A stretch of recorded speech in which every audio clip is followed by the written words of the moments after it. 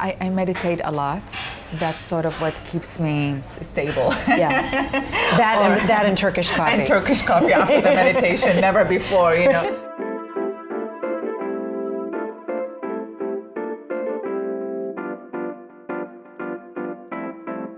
Zainab Salbi, you are a human rights advocate, you are a commentator, you are a woman who interviews others. I mean, you're so many different things. You're from Iraq originally. How did you get from Iraq to the life you have here in America now? My story started with my family knowing Saddam Hussein.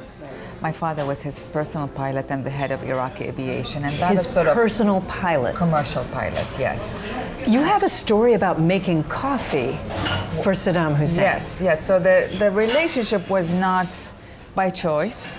When he chooses a friendship, you have two choices, basically. To say no is to be killed. One day, the president shows up in front of our house. I make coffee for, I thought, not only the president, but for all of his entourage. Right. Anyway, I go, put the best tray, silver tray with like engravings in it and the best coffee cups, and I enter the room thinking that I'm serving coffee for someone I don't know, and he looked at me and he said, "Zanuba, this must be Zanuba," which is my nickname, what my parents call me. And I was just like, the president knows who I am. Oh my God. You end up in the United States. You end up coming to Chicago, right? Being sent out of Iraq to Chicago for an arranged marriage. Yes. That your family arranged for you. Well, that my mother arranged for me, was not a fun. The marriage ended up being a very abusive marriage. My family left back to Iraq right after that, and it ended up being very abusive marriage. And I left him 3 months later. I escaped. Yeah. But I didn't know what my mother did or why my mother did until 9 years later. You didn't speak to your mom for a while. Well, I couldn't speak to her because they were in Iraq and I was stuck in America, and I couldn't go back to Iraq, you know, because there was embargoes and sanctions and borders and all of that. And I also at one point said, okay, I'm gonna build my life in America. Like, that's my choice, and I'm gonna stay and make something out of it. And then 9 years later, I saw my mother. She came here and she was ill and she was dying, and literally on her deathbed, you know, like 6 months before her death, I asked her, I was like, why did you do this? And that's when she told me that she was so scared. It's very emotional that Saddam would touch me as he had abused many women around him. And for her, it didn't matter how I got out. She just wanted me to get out.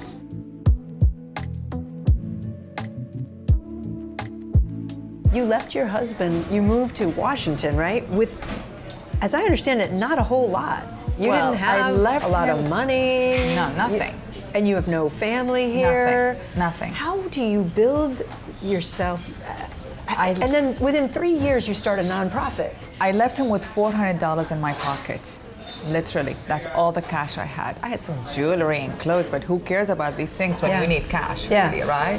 I worked all kinds of odd jobs, and then I meet my second husband in DC, fell in love, and then that's when the war in Bosnia started. And two things happened that time. I go back to school, to college, and I learn about the Holocaust for the first time in my life, because back home they didn't teach us about the Holocaust. Wow. There was no discussion of it. Right. So I'm learning about like, wow, this has happened, and they said never again. And in the same month, there was image on Newsweek and Time magazine of concentration camps and rape camps of Bosnians. And I was like, no.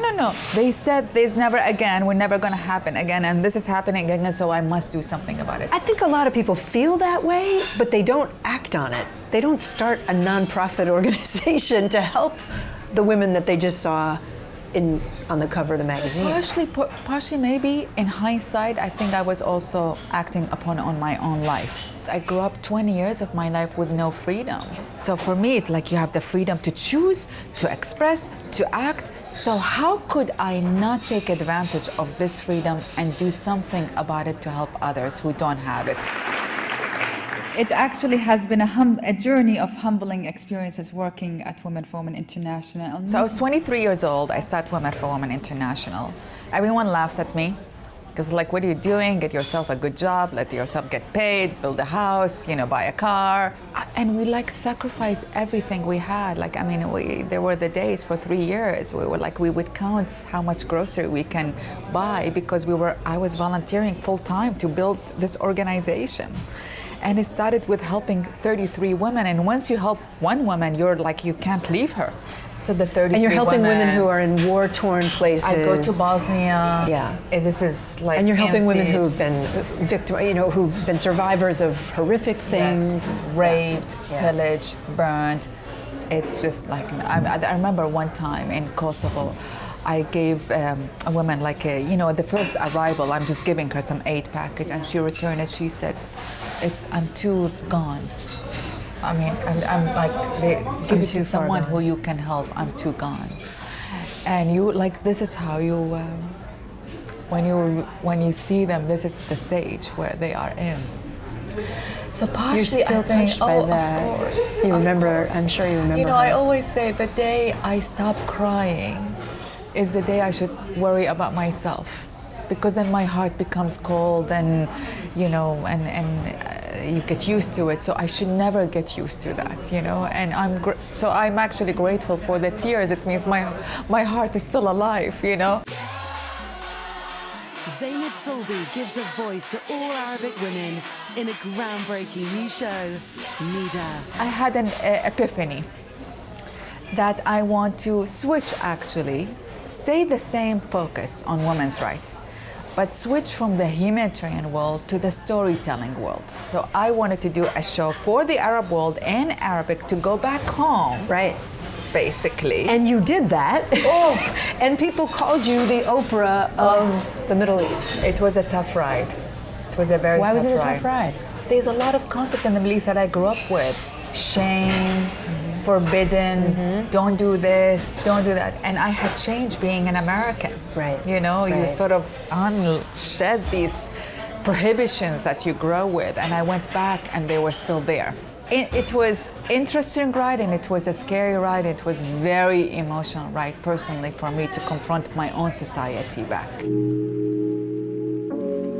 Best advice you ever got? Lead as you define leadership. Don't replicate other people's leadership. Worst advice you ever got? It's a good one. It's okay. Why are you so sensitive of how he's treating you? You must be insecure. Weirdest thing about you? Weirdest? Weirdest.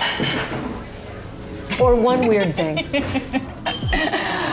I like dancing, but it's not like, I'm not a hip dancer. I'm like one of these like crazy dancers. Like the only way, because I was afraid of dancing until I was 30 years old, and the only way I could open my inhibition is to more go the crazy way. Piece of advice you wish you had when you were younger? Take care of yourself also.